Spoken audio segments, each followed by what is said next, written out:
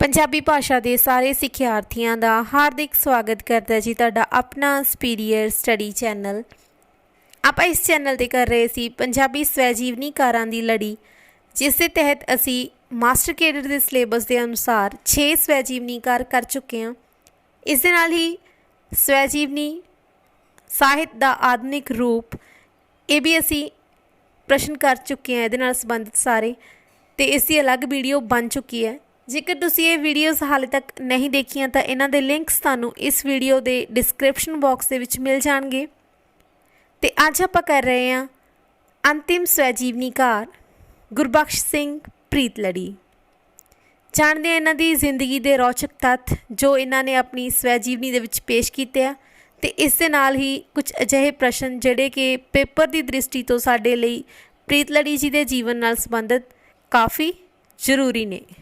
ਕਰਦੇ ਹਾਂ ਜੀ ਸਟਾਰਟ ਆਪਣੀ ਅੱਜ ਦੀ ਵੀਡੀਓ। ਗੁਰਬਖਸ਼ ਸਿੰਘ ਪ੍ਰੀਤਲੜੀ ਪੰਜਾਬੀ ਸਾਹਿਤ ਜਗਤ ਦਾ ਚਮਕਦਾ ਸਿਤਾਰਾ। ਇਹਨਾਂ ਦਾ ਜਨਮ ਹੋਇਆ 26 ਅਪ੍ਰੈਲ 1895 ਨੂੰ ਸਿਆਲਕੋਟ ਵਿੱਚ। ਆਪ ਦੇ ਪਿਤਾ ਦਾ ਨਾਮ ਸੀ ਪਿਸ਼ੌਰਾ ਸਿੰਘ ਤੇ ਮਾਤਾ ਮਾਲਣੀ। ਇਹਨਾਂ ਦੀ ਮੌਤ ਹੋਈ 1977 ਦੇ ਵਿੱਚ PGI ਚੰਡੀਗੜ੍ਹ। ਗੱਲ ਕਰੀਏ ਇਹਨਾਂ ਦੀ ਵਿੱਦਿਆ ਦੀ ਤਾਂ ਇਹਨਾਂ ਨੇ 10ਵੀਂ ਸਿਆਲਕੋਟ ਤੋਂ ਹੀ ਪਾਸ ਕੀਤੀ, ਪਰ ਛੋਟੀ ਉਮਰ ਦੇ ਵਿੱਚ ਹੀ ਇਹਨਾਂ ਦੇ ਪਿਤਾ ਜੀ ਦਾ ਦੇਹਾਂਤ ਹੋ ਗਿਆ ਸੀ। ਅਜੇ 7 ਸਾਲ ਦੇ ਹੀ ਸੀਗੇ। ਆਪਣੀ ਪੜ੍ਹਾਈ ਦੀ ਇੱਛਾ ਨੂੰ ਜਾਰੀ ਰੱਖਦੇ ਹੋਏ ਇਹਨਾਂ ਨੇ ਦਾਖਲਾ ਲਿਆ ਲਾਹੌਰ ਕਾਲਜ ਦੇ ਵਿੱਚ, ਪਰ ਪਰਿਵਾਰ ਦਾ ਪਾਲਣ ਪੋਸ਼ਣ ਕਰਨ ਦੇ ਲਈ ਇਹਨਾਂ ਨੂੰ ਆਪਣੀ ਪੜ੍ਹਾਈ ਵਿਚਕਾਰ ਹੀ ਛੱਡਣੀ ਪਈ ਅਤੇ ਇਹਨਾਂ ਨੇ 15 ਰੁਪਏ ਦੇ ਬਦਲੇ ਕਲਰਕੀ ਦੀ ਨੌਕਰੀ ਕਰ ਲਈ। ਪਰ ਇਸ ਤੋਂ ਬਾਅਦ ਇਹਨਾਂ ਨੂੰ ਦੁਬਾਰਾ ਮੌਕਾ ਪ੍ਰਾਪਤ ਹੋਇਆ ਆਪਣੀ ਪੜ੍ਹਾਈ ਨੂੰ ਜਾਰੀ ਰੱਖਣ ਦਾ, ਤਾਂ ਇਹਨਾਂ ਨੇ ਇੰਜੀਨੀਅਰਿੰਗ ਕਾਲਜ ਰੁੜਕੀ ਵਿਖੇ ਦਾਖਲਾ ਲੈ ਲਿਆ। ਉਸ ਤੋਂ ਬਾਅਦ ਇਹਨਾਂ ਨੇ ਮਿਸ਼ੀਗਨ ਯੂਨੀਵਰਸਿਟੀ ਅਮਰੀਕਾ ਦੇ ਵਿੱਚ ਵੀ ਆਪਣੀ ਡਿਗਰੀ ਕੀਤੀ ਇੰਜੀਨੀਅਰਿੰਗ ਦੀ। ਇੱਥੇ ਇਹਨਾਂ ਨੂੰ ਦਾਖਲਾ ਮਿਲਿਆ ਸੀ ਈਸਾਈ ਮਿਸ਼ਨਰੀ ਦੇ ਇੱਕ ਪਾਦਰੀ ਰੈਵਰੈਂਡ ਮਿਸਟਰ ਸਟੈਂਡ ਦੀ ਮਦਦ ਨਾਲ। ਇਸ ਤਰ੍ਹਾਂ ਇਹਨਾਂ ਦੇ ਕਿੱਤਿਆਂ ਦੀ ਗੱਲ ਕਰੀਏ ਤਾਂ ਇਹਨਾਂ ਨੇ ਕਲਰਕੀ ਕੀਤੀ। ਉਸ ਤੋਂ ਬਾਅਦ ਇਹ ਇੱਕ ਇੰਜੀਨੀਅਰ ਦੇ ਰੂਪ ਵਿੱਚ ਫੌਜ ਦੇ ਵਿੱਚ ਭਰਤੀ ਹੋਏ। ਇਰਾਕ ਦੇ ਵਿੱਚ ਵੀ ਰਹੇ, ਈਰਾਨ ਦੇ ਵਿੱਚ ਵੀ ਰਹੇ। ਇਸ ਤੋਂ ਬਾਅਦ ਵਾਪਸ ਭਾਰਤ ਆ ਗਏ। ਫਿਰ ਇਹਨਾਂ ਨੂੰ ਕਾਫੀ ਸਮਾਂ ਸਟਰਗਲ ਕਰਨਾ ਪਿਆ ਭਾਰਤ ਦੇ ਵਿੱਚ, ਪਰ ਨਾਲ ਹੀ ਇਹਨਾਂ ਦੇ ਇੱਕ ਦੋਸਤ ਸੀ ਜਿਨ੍ਹਾਂ ਦੀ ਮਦਦ ਦੇ ਨਾਲ ਇਹਨਾਂ ਨੂੰ ਭਾਰਤੀ ਰੇਲਵੇ ਦੇ ਵਿੱਚ ਨੌਕਰੀ ਮਿਲ ਗਈ। ਇਸ ਤਰ੍ਹਾਂ ਇਹਨਾਂ ਨੇ 1924 ਤੋਂ ਲੈ ਕੇ 1932 ਤੱਕ ਭਾਰਤੀ ਰੇਲਵੇ ਵਿੱਚ ਇੰਜੀਨੀਅਰ ਦੀ ਨੌਕਰੀ ਕੀਤੀ। ਇਸ ਤੋਂ ਬਾਅਦ 1932 ਦੇ ਵਿੱਚ ਇਹ ਨੌਕਰੀ ਛੱਡ ਕੇ ਇਹ ਖੇਤੀ ਕਰਨ ਲੱਗ ਪਏ। ਨੌਸ਼ਹਿਰਾ ਵਿਖੇ ਇਹਨਾਂ ਨੇ ਠੇਕੇ ਉੱਪਰ ਜ਼ਮੀਨ ਲੈ ਕੇ ਜੈਵਿਕ ਖੇਤੀ ਕਰਨ ਦੀ ਕੋਸ਼ਿਸ਼ ਕੀਤੀ, ਅਤੇ ਜਿਸ ਨੂੰ ਇਹਨਾਂ ਨੇ ਪੂਰੀ ਸ਼ਿੱਦਤ ਨਾਲ ਨਿਭਾਇਆ, ਪਰ ਇਹ ਕਾਮਯਾਬ ਨਾ ਹੋ ਸਕੇ। ਗੱਲ ਕਰੀਏ ਇਹਨਾਂ ਦੇ ਵਿਆਹ ਦੀ ਤਾਂ ਇਹਨਾਂ ਦੀ ਪਤਨੀ ਦਾ ਨਾਮ ਸੀ ਸ਼ਿਵਦੇਈ, ਜਿਨ੍ਹਾਂ ਨੂੰ ਜਗਜੀਤ ਕੌਰ ਵੀ ਕਿਹਾ ਜਾਂਦਾ ਹੈ। 1912 ਦੇ ਵਿੱਚ ਹੋਇਆ ਇਹਨਾਂ ਦਾ ਵਿਆਹ, ਅਤੇ ਇਹਨਾਂ ਦੇ ਬੱਚੇ 2 ਪੁੱਤਰ ਅਤੇ 4 ਧੀਆਂ। ਇਹਨਾਂ ਦੇ ਵੱਡੇ ਬੇਟੇ ਨਵਤੇਜ ਸਿੰਘ ਪ੍ਰੀਤਲੜੀ ਨੂੰ ਆਪਾਂ ਚੰਗੀ ਤਰ੍ਹਾਂ ਜਾਣਦੇ ਹੀ ਹਾਂ, ਕਾਫੀ ਉੱਘੇ ਜਿਹੜੇ ਕਹਾਣੀਕਾਰ ਹੋਏ ਨੇ, ਆਪਾਂ ਨੂੰ ਇਸ ਵਾਰ ਸਿਲੇਬਸ ਦੇ ਵਿੱਚ ਵੀ ਨੇ। ਅਤੇ ਦੂਸਰੇ ਪੁੱਤਰ ਸੀ ਇਹਨਾਂ ਦੇ ਹਿਰਦੇਪਾਲ ਸਿੰਘ। ਅੱਗੇ ਕੁਝ ਹੋਰ ਰੌਚਕ ਤੱਥ ਜਿਹੜੇ ਕਿ ਸਾਡੇ ਲਈ ਜਾਣਨੇ ਬਹੁਤ ਜ਼ਰੂਰੀ ਹੈ। ਮੋਸਟ ਇੰਪੋਰਟੈਂਟ ਪ੍ਰਸ਼ਨ ਹੈ ਇਹ। 1933 ਦੇ ਵਿੱਚ ਇਹਨਾਂ ਨੇ ਪ੍ਰੀਤਲੜੀ ਪਰਚਾ ਕੱਢਿਆ। ਕਿੱਥੋਂ? ਨੌਸ਼ਹਿਰਾ ਤੋਂ। ਠੀਕ ਹੈ, ਇਹ ਇਹਨਾਂ ਦੇ ਸਾਹਿਤ ਦੀ ਸ਼ੁਰੂਆਤ ਸੀ। ਆਪਣੀਆਂ ਸ਼ੁਰੂਆਤੀ ਰਚਨਾਵਾਂ ਇਹਨਾਂ ਨੇ ਪ੍ਰੀਤਲੜੀ ਦੇ ਵਿੱਚ ਛਾਪੀਆਂ, ਅਤੇ ਇਸ 'ਤੇ ਮੁੱਖ ਪ੍ਰਭਾਵ ਇਹਨਾਂ ਦਾ ਅਮਰੀਕਾ ਦਾ ਸੀ, ਜਿੱਥੇ ਇਹ ਆਪਣੀ ਇੰਜੀਨੀਅਰਿੰਗ ਦੀ ਡਿਗਰੀ ਕਰਕੇ ਆਏ ਸੀ। ਉਸੇ ਤਰ੍ਹਾਂ ਦੀ ਲਾਈਫ ਇਹਨਾਂ ਨੇ ਬਿਆਨ ਕੀਤੀ ਸੀ ਇਹਨਾਂ ਰਚਨਾਵਾਂ ਦੇ ਵਿੱਚ। ਉਸ ਤੋਂ ਬਾਅਦ ਇਹਨਾਂ ਨੇ 1940 ਦੇ ਵਿੱਚ ਬਾਲ ਸੰਦੇਸ਼ ਰਸਾਲਾ, ਜਿਹੜਾ ਕਿ ਕਾਫੀ ਪ੍ਰਸਿੱਧ ਹੋਇਆ। ਬੱਚਿਆਂ ਦੇ ਲਈ ਇਹ ਰਸਾਲਾ ਕੱਢਿਆ। ਅਤੇ ਇਹ ਆਪਾਂ ਪਹਿਲਾਂ ਹੀ ਕਰ ਚੁੱਕੇ ਹਾਂ ਕਿ ਇਹ ਅਮਰੀਕੀ ਜੀਵਨ ਦੇ ਉਪਾਸਕ ਸੀ। ਇਹਨਾਂ ਨੂੰ ਬਹੁਤ ਜ਼ਿਆਦਾ ਪਸੰਦ ਸੀ ਅਮਰੀਕਾ ਦਾ ਜੀਵਨ, ਅਤੇ ਇਸੇ ਨੂੰ ਹੀ ਇਹ ਢਾਲਣਾ ਚਾਹੁੰਦੇ ਸੀ ਭਾਰਤ ਦੇ ਵਿੱਚ ਆ ਕੇ। ਤਾਂ ਇਹਨਾਂ ਨੇ ਇਸ ਉਦੇਸ਼ ਨੂੰ ਪੂਰਾ ਕਰਨ ਦੇ ਲਈ ਪ੍ਰੀਤਨਗਰ ਦੀ ਸਥਾਪਨਾ ਕੀਤੀ। ਇਹਨਾਂ ਦੀ ਵਿਚਾਰਧਾਰਾ ਮੇਲ ਖਾਂਦੀ ਸੀ ਬਰਟਰਾਂਡ ਰਸਲ ਨਾਲ, ਜਿੱਥੇ ਚਾਹੁੰਦੇ ਸੀ ਕਿ ਕੋਈ ਜਾਤ ਪਾਤ ਦਾ ਕੋਈ ਵਿਤਕਰਾ ਨਾ ਹੋਵੇ, ਸਾਰੇ ਜਿਹੜੇ ਆਪਸ ਦੇ ਵਿੱਚ ਰਲ ਮਿਲ ਕੇ ਪਿਆਰ ਨਾਲ ਰਹਿਣ। ਪਿਆਰ ਇਹਨਾਂ ਦੀ ਜ਼ਿੰਦਗੀ ਦਾ ਕੇਂਦਰੀ ਬਿੰਦੂ ਰਿਹਾ। ਅਤੇ ਇਹਨਾਂ ਦਾ ਜੋ ਵਸਾਇਆ ਹੋਇਆ ਨਗਰ ਸੀ ਪ੍ਰੀਤਨਗਰ, ਉਸ ਨੂੰ ਜਾਣਿਆ ਜਾਂਦਾ ਹੈ ਸਾਹਿਤਕਾਰਾਂ ਦੇ ਮੱਕੇ ਦੇ ਨਾਮ ਨਾਲ। ਠੀਕ ਹੈ ਜੀ। ਇਸ ਤੋਂ ਬਾਅਦ ਗੱਲ ਕਰੀਏ ਇਹਨਾਂ ਦੀ ਜ਼ਿੰਦਗੀ ਦੇ ਸਿਧਾਂਤ ਬਾਰੇ, ਤਾਂ ਇਹ ਸਿਧਾਂਤ ਹੈ ਪਿਆਰ ਕਬਜ਼ਾ ਨਹੀਂ ਪਛਾਣ ਹੈ। ਮਤਲਬ ਪ੍ਰੀਤ ਨਾਂ ਦੇ ਸ਼ਬਦ ਨੂੰ ਇਹਨਾਂ ਨੇ ਆਪਣੀ ਹਰ ਇੱਕ ਰਚਨਾ ਦੇ ਵਿੱਚ ਪੇਸ਼ ਕੀਤਾ ਹੀ ਕੀਤਾ ਹੈ। ਅਤੇ ਇਹਨਾਂ ਦੀ ਰਚਨਾ ਦੀ ਸ਼ੁਰੂਆਤ ਮੰਨੀ ਜਾਂਦੀ ਹੈ 1913 ਦੇ ਵਿੱਚ ਇਹਨਾਂ ਨੇ ਪਹਿਲੀ ਕਹਾਣੀ ਲਿਖੀ ਪ੍ਰਤਿਮਾ। ਸਿਰਫ 18 ਸਾਲ ਦੇ ਸੀ ਇਹ ਜਦੋਂ ਇਹਨਾਂ ਨੇ ਇਹ ਕਹਾਣੀ ਲਿਖੀ ਸੀ। ਉਸ ਤੋਂ ਬਾਅਦ 1938 ਦੇ ਵਿੱਚ ਲਾਹੌਰ ਅਤੇ ਅੰਮ੍ਰਿਤਸਰ ਦੇ ਵਿੱਚ ਇਹਨਾਂ ਨੇ 15 ਏਕੜ ਜ਼ਮੀਨ ਲਈ ਸੀ, ਜਿਹੜੀ ਆਪਾਂ ਪਹਿਲਾਂ ਗੱਲ ਕਰ ਚੁੱਕੇ ਹਾਂ। ਕਾਹਦੇ ਲਈ ਲਈ ਸੀ ਇਹ? ਪ੍ਰੀਤਨਗਰ ਵਸਾਉਣ ਦੇ ਲਈ, ਤਾਂ ਕਿ ਅਲੱਗ-ਅਲੱਗ ਸਾਹਿਤਕਾਰ ਉੱਥੇ ਆ ਕੇ ਆਪਣੀ ਸਾਹਿਤ ਰਚਨਾ ਕਰ ਸਕਣ। ਉੱਥੇ ਰਹਿਣ ਦੇ ਲਈ ਪ੍ਰੇਰਿਆ ਇਹਨਾਂ ਨੇ ਉਹਨਾਂ ਨੂੰ। ਪਰ ਬਾਅਦ ਦੇ ਵਿੱਚ ਜਦੋਂ 1947 ਦੀ ਵੰਡ ਹੋਈ ਤਾਂ ਜੋ ਪ੍ਰੀਤਨਗਰ ਸੀ ਉਹ ਉਜੜ ਗਿਆ ਅਤੇ ਇਹ ਮਹਿਰੌਲੀ ਚਲੇ ਗਏ ਦਿੱਲੀ ਵਿਖੇ, ਜਿੱਥੇ ਇਹਨਾਂ ਨੂੰ ਮਿਲੇ ਸੀ ਡਾਕਟਰ ਮਹਿੰਦਰ ਸਿੰਘ ਰੰਧਾਵਾ। ਉਹਨਾਂ ਨੇ ਕਾਫੀ ਮਦਦ ਕੀਤੀ ਇਹਨਾਂ ਦੀ ਉੱਥੇ ਰਹਿਣ ਦੇ ਵਿੱਚ, ਪਰ ਇਹਨਾਂ ਦਾ ਉੱਥੇ ਮਨ ਨਹੀਂ ਲੱਗਿਆ ਅਤੇ ਇਹ ਵਾਪਸ ਆ ਗਏ ਅਤੇ ਇਹਨਾਂ ਨੇ ਮੁੜ ਪ੍ਰੀਤਨਗਰ ਵਸਾਇਆ 1950 ਦੇ ਵਿੱਚ। ਅਤੇ ਆਪਣੀ ਜ਼ਿੰਦਗੀ ਦੇ ਆਖਰੀ ਸਮੇਂ ਤੱਕ ਇਹ ਇਸੇ ਯਤਨ ਦੇ ਵਿੱਚ ਲੱਗੇ ਰਹੇ।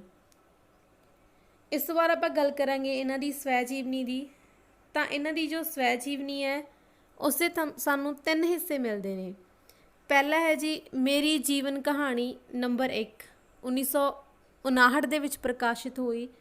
ਦੂਸਰੀ ਮੰਜ਼ਿਲ ਦਿਸ ਪਈ 1964 ਦੇ ਵਿੱਚ ਪ੍ਰਕਾਸ਼ਿਤ ਹੋਈ। ਅਤੇ ਤੀਸਰੀ ਮੇਰੀ ਜੀਵਨ ਕਹਾਣੀ 3, 1978 ਦੇ ਵਿੱਚ। ਜਿਹੜੀ ਇਹ ਸਵੈ ਜੀਵਨੀ ਆ ਇਹ ਇਹਨਾਂ ਦੇ ਵੱਡੇ ਪੁੱਤਰ ਨਵਤੇਜ ਸਿੰਘ ਜੀ ਨੇ ਪ੍ਰਕਾਸ਼ਿਤ ਕਰਵਾਈ ਸੀ ਗੁਰਬਖਸ਼ ਸਿੰਘ ਪ੍ਰੀਤਲੜੀ ਦੀ ਮੌਤ ਤੋਂ ਬਾਅਦ। ਇਸ ਤੋਂ ਬਾਅਦ ਇਹਨਾਂ ਦਾ ਇੱਕ ਸੰਸਮਰਨ ਮਿਲਦਾ ਸਾਨੂੰ ਚਿੱਠੀਆਂ ਜੀਤਾਂ ਦੇ ਨਾਂ। ਜੀਤਾਂ ਇਹ ਆਪਣੀ ਵਾਈਫ ਨੂੰ, ਆਪਣੀ ਪਤਨੀ ਨੂੰ ਜੀਤਾਂ ਕਹਿ ਕੇ ਬੁਲਾਉਂਦੇ ਸੀ, ਅਤੇ ਉਹਨਾਂ ਦੇ ਨਾਮ ਇਹਨਾਂ ਨੇ ਕਾਫੀ ਵੱਡੀਆਂ ਵੱਡੀਆਂ ਚਿੱਠੀਆਂ ਲਿਖੀਆਂ ਨੇ, 10-10 ਸਫ਼ਿਆਂ ਦੀਆਂ, 15-15 ਸਫ਼ਿਆਂ ਦੀਆਂ, ਜਿਨ੍ਹਾਂ ਨੂੰ ਇਹਨਾਂ ਨੇ ਛਪਵਾਇਆ ਹੈ ਚਿੱਠੀਆਂ ਜੀਤਾਂ ਦੇ ਨਾਂ ਸਿਰਲੇਖ ਹੇਠ।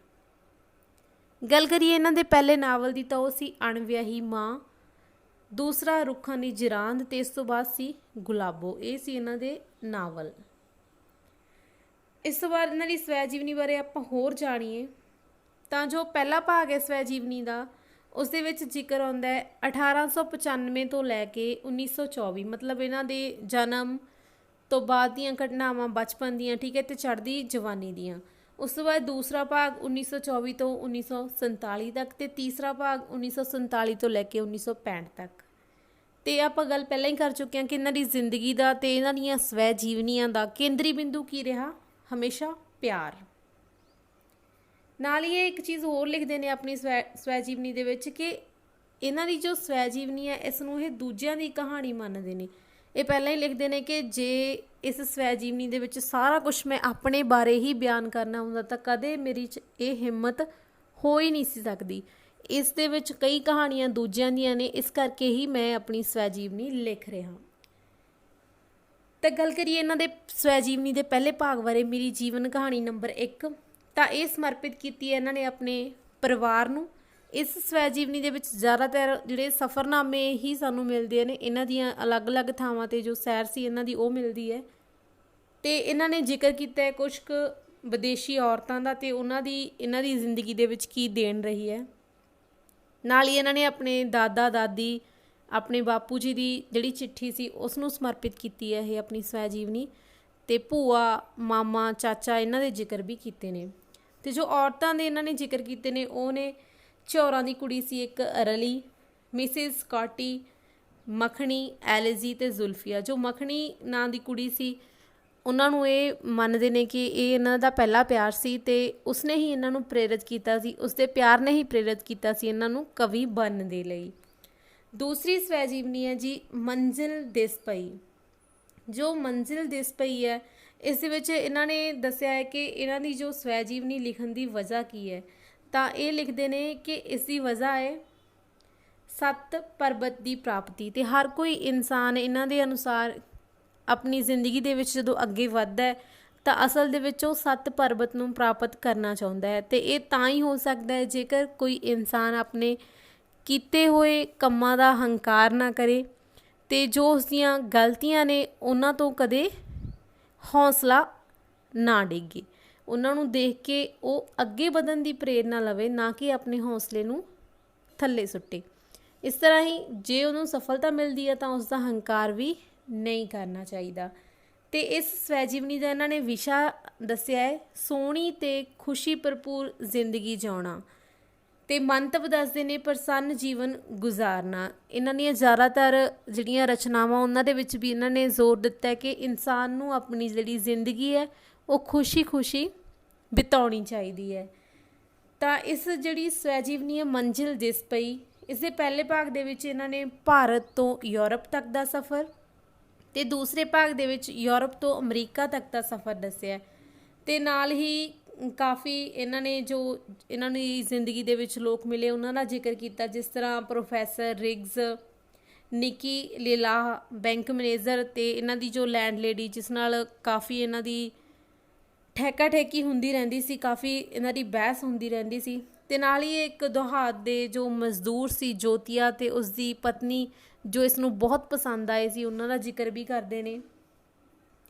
ਤੇ ਇੱਕ ਬਹੁਤ ਇੰਪੋਰਟੈਂਟ ਚੀਜ਼ ਇਹਨਾਂ ਨੇ 4 ਨਾਈਟਸ ਦਾ ਜ਼ਿਕਰ ਕੀਤਾ ਆਪਣੀ ਸਵੈ ਜੀਵਨੀ ਦੇ ਵਿੱਚ ਮੰਜ਼ਿਲ ਦਿਸ ਪਈ ਦੇ ਵਿੱਚ, ਜਿਨ੍ਹਾਂ ਦੇ ਵਿੱਚ ਸਰ ਸੁੰਦਰ ਸਿੰਘ ਮਜੀਠਾ, ਸਰ ਫਜ਼ਲ ਹੁਸੈਨ, ਸਰ ਗੰਗਾ ਰਾਮ ਤੇ ਸਰ ਜੋਗਿੰਦਰ ਸਿੰਘ। ਜੋ ਸਰ ਜੋਗਿੰਦਰ ਸਿੰਘ ਸੀਗੇ ਇਹ ਇਹਨਾਂ ਨੂੰ ਬਹੁਤ ਜ਼ਿਆਦਾ ਪਸੰਦ ਸੀ।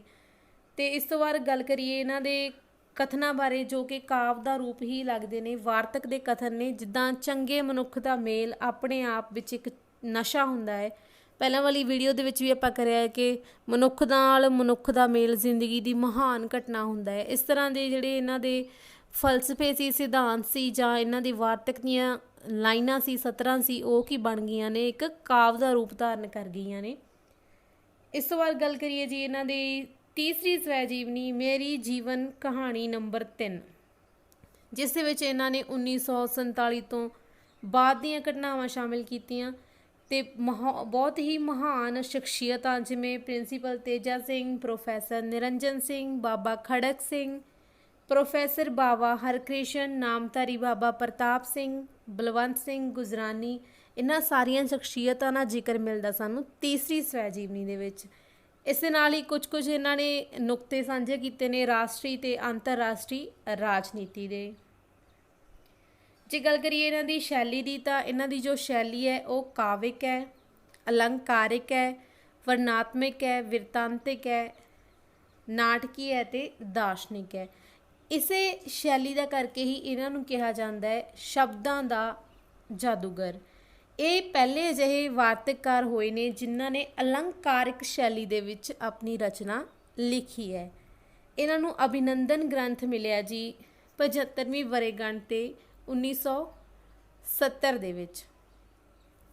ਤੇ ਸਾਹਿਤ ਅਕਾਦਮੀ ਲੁਧਿਆਣਾ ਤੇ ਸਾਹਿਤ ਅਕਾਦਮੀ ਦਿੱਲੀ ਦੇ ਵੱਲੋਂ ਇਹਨਾਂ ਨੂੰ ਫੈਲੋਸ਼ਿਪ ਮਿਲੀ ਹੈ। ਤੇ ਇਸ ਤੋਂ ਬਾਅਦ ਇਹਨਾਂ ਨੂੰ ਮਿਲਿਆ ਸੀ ਜੀ ਵਰ੍ਹੇ ਦਾ ਸਾਹਿਤਕਾਰ ਪੁਰਸਕਾਰ ਪੰਜਾਬ ਸਰਕਾਰ ਵੱਲੋਂ। ਤੇ ਅੱਗੇ ਦੇਖੀਏ ਤਾਂ ਇਹਨਾਂ ਨੇ ਪਿਰਤ ਪਾਈ ਸੀ ਰੇਖਾ ਚਿੱਤਰਾਂ ਦੀ। ਸਭ ਤੋਂ ਪਹਿਲਾਂ ਇਹਨਾਂ ਨੇ ਰੇਖਾ ਚਿੱਤਰ ਲਿਖਿਆ ਸੀ ਮੇਰੇ ਦਾਦੀ ਜੀ, ਜਿਹੜਾ ਕਿ ਮੇਬੀ 7th ਕਲਾਸ ਦੇ ਵਿੱਚ ਆਪਾਂ ਪੜ੍ਹਦੇ ਹਾਂ, Punjab school education board 7th ਜਾਂ 8th, ਉਸ ਦੇ ਵਿੱਚ ਇਹ ਲੇਖ ਮੇਰੇ ਦਾਦੀ ਜੀ। ਇਸ ਤੋਂ ਬਾਅਦ ਇਹਨਾਂ ਦਾ ਇੱਕ ਹੋਰ ਰੇਖਾ ਚਿੱਤਰ ਮਿਲਦਾ ਹੈ ਭੂਆ ਬਰਕਤੇ, ਤੇ ਇੱਕ ਮੇਰੇ ਪਿਤਾ ਜੀ ਵੀ ਮਿਲਦਾ ਹੈ, ਤੇ ਇੱਕ ਸੰਸਮਰਨ ਮਿਲਦਾ ਇਹਨਾਂ ਦਾ ਮੇਰੀਆਂ ਅਭੁੱਲ ਯਾਦਾਂ। ਪੰਜਾਬੀ ਵਾਰਤਕ ਨੂੰ ਇਹਨਾਂ ਦੀ ਜੋ ਦੇਣ ਹੈ ਉਹ ਅਦੁੱਤੀ ਹੈ, ਬਹੁਤ ਜ਼ਿਆਦਾ ਮਾਤਰਾ ਦੇ ਵਿੱਚ ਇਹਨਾਂ ਨੇ ਕਾਫੀ ਗਿਣਤੀ ਦੇ ਵਿੱਚ ਜਿਹੜੀ ਪੰਜਾਬੀ ਵਾਰਤਕ ਹੈ ਉਸ ਦਾ ਵਿਕਾਸ ਕੀਤਾ ਹੈ ਆਪਣੀਆਂ ਲੇਖ ਰਚਨਾਵਾਂ ਦੇ ਨਾਲ, ਨਿਬੰਧ ਸੰਗ੍ਰਹਿਾਂ ਦੇ ਨਾਲ। ਸਭ ਤੋਂ ਵੱਧ ਜ਼ੋਰ ਦਿੱਤਾ ਇਹਨਾਂ ਨੇ ਪ੍ਰੀਤ ਦੇ ਫਲਸਫੇ 'ਤੇ। ਇਹ ਅਦੁੱਤੀ ਫਲਸਫਾ ਇਹਨਾਂ ਦੀ ਜ਼ਿੰਦਗੀ ਦੇ ਸ਼ੁਰੂ ਤੋਂ ਲੈ ਕੇ ਅੰਤ ਤੱਕ ਨਾਲ ਚੱਲਦਾ ਰਿਹਾ। ਪ੍ਰੋਫੈਸਰ ਪੂਰਨ ਸਿੰਘ ਦੀ ਜੋ ਸਵੈ ਜੀਵਨੀ ਹੈ on the path of life, ਇਸ ਦਾ ਇਹਨਾਂ ਨੇ ਪੰਜਾਬੀ ਅਨੁਵਾਦ ਕੀਤਾ ਹੈ ਜ਼ਿੰਦਗੀ ਦੇ ਰਾਹਾਂ 'ਤੇ। ਇਸ ਤੋਂ ਬਾਅਦ ਆਪਾਂ ਗੱਲ ਕਰੀਏ ਸੰਸਮਰਨ ਲਿਖਣ ਦੀ ਪਿਰਤ ਦੀ, ਤਾਂ ਇਹ ਵੀ ਗੁਰਬਖਸ਼ ਸਿੰਘ ਪ੍ਰੀਤਲੜੀ ਜੀ ਨੇ ਹੀ ਪਾਈ ਸੰਸਮਰਨ ਲਿਖਣ ਦੀ ਪਿਰਤ 1945 ਦੇ ਵਿੱਚ। ਅਤੇ ਇਹ ਸੰਸਮਰਨ ਲਿਖਿਆ ਸੀ ਇਹਨਾਂ ਨੇ ਮੇਰੀਆਂ ਅਭੁੱਲ ਯਾਦਾਂ। 1971 ਦੇ ਵਿੱਚ ਸੋਵੀਅਤ ਨਹਿਰੂ ਪੁਰਸਕਾਰ ਮਿਲਿਆ ਇਹਨਾਂ ਨੂੰ, ਕਿਸ ਦੇ ਬਦਲੇ? ਜੋ ਇਹਨਾਂ ਨੇ ਗੋਰਕੀ ਦੇ ਰੂਸੀ ਨਾਵਲ ਮਾਂ ਦਾ ਅਨੁਵਾਦ ਕੀਤਾ ਸੀ, ਉਸ ਦੇ ਬਦਲੇ ਵਿੱਚ ਇਹਨਾਂ ਨੂੰ ਇਹ ਪੁਰਸਕਾਰ ਮਿਲਿਆ ਸੀ। ਇਹਨਾਂ ਦੀ ਵਿਚਾਰਧਾਰਾ ਮਾਰਕਸਵਾਦੀ ਵਿਚਾਰਧਾਰਾ ਸੀ। ਜਿਸ ਤਰ੍ਹਾਂ ਕਿ ਆਪਾਂ ਪਹਿਲਾਂ ਗੱਲ ਕਰ ਚੁੱਕੇ ਹਾਂ ਕਿ ਅਮਰੀਕੀ ਜੀਵਨ ਦੇ ਬਹੁਤ ਜ਼ਿਆਦਾ ਉਪਾਸਕ ਸੀ ਇਹ, ਪਰ ਜਦੋਂ ਅਮਰੀਕਾ ਨੇ ਜਾਪਾਨ ਦੇ ਵਿੱਚ ਨਾਗਾਸਾਕੀ ਅਤੇ ਹੀਰੋਸ਼ੀਮਾ ਦੇ ਵਿੱਚ ਬੰਬ ਸੁੱਟਿਆ, ਉਸ ਤੋਂ ਬਾਅਦ ਇਹਨਾਂ ਦੀ ਜਿਹੜੀ ਸੋਚ ਸੀ ਅਮਰੀਕਾ ਪ੍ਰਤੀ ਉਹ ਕਾਫੀ ਬਦਲ ਗਈ ਸੀ ਅਤੇ ਇਹਨਾਂ ਦਾ ਝੁਕਾਅ ਸਮਾਜਵਾਦ ਵੱਲ ਹੋਣ ਲੱਗ ਪਿਆ ਸੀ। ਅਤੇ ਉਸ ਤੋਂ ਬਾਅਦ ਇਹਨਾਂ ਦੀ ਉਪਾਸਨਾ ਸੀ ਜੋ ਅਮਰੀਕਾ ਪ੍ਰਤੀ ਉਹ ਘਟ ਗਈ ਸੀ। ਅੱਗੇ ਗੱਲ ਕਰੀਏ ਆਪਾਂ ਪ੍ਰੀਤਲੜੀ ਦੇ ਮੁੱਖ ਪੰਨੇ ਬਾਰੇ। ਪ੍ਰੀਤਲੜੀ ਸੀ ਇਹਨਾਂ ਦੀ ਜਿੰਦ ਜਾਨ, ਜੋ ਅਜੇ ਵੀ ਚੱਲ ਰਿਹਾ, ਇਹਨਾਂ ਦੀ ਪੋਤ ਨੂੰ ਚਲਾ ਰਹੇ ਨੇ। ਉਸ ਦਾ ਜੋ ਮੁੱਖ ਪੰਨਾ ਸੀ ਉਸ 'ਤੇ ਕੀ ਲਿਖਦੇ ਸੀ? ਇਹ ਹਰ ਇੱਕ ਪ੍ਰੀਤਲੜੀ ਰਸਾਲਾ ਸੀ ਜੋ ਉਸ ਦਾ ਮੁੱਖ ਪੰਨਾ, ਯਾਨੀ ਕਿ ਜਿਹਦੀ ਕਵਰ ਫੋਟੋ ਸੀ ਉਸ ਦੇ ਉੱਪਰ ਛਪਿਆ ਹੁੰਦਾ ਸੀ, ਕਿਸੇ ਦਿਲ ਸਾਂਝੇ ਦੀ ਧੜਕਨ, ਕਿਸੇ ਪ੍ਰੀਤ ਗੀਤ ਦੀ ਲੈ, ਪਤੇ ਪ੍ਰੀਤ ਲੜੀ ਦੇ ਦੱਸਣ, ਜਿਸ ਵਿੱਚ ਪਰੋਤੀ ਸਭੇ ਸ਼ੈ। ਇੱਥੇ ਹੀ ਖਤਮ ਕਰਦੇ ਹਾਂ ਆਪਣਾ ਅੱਜ ਦਾ ਲੈਕਚਰ। ਜੇਕਰ ਤੁਹਾਨੂੰ ਵੀਡੀਓ ਪਸੰਦ ਆਈ ਤਾਂ ਲਾਈਕ ਐਂਡ ਕਮੈਂਟ ਕਰਕੇ ਜ਼ਰੂਰ ਦੱਸਿਓ ਜੀ। ਇਜਾਜ਼ਤ ਦਿਓ, ਧੰਨਵਾਦ ਜੀ।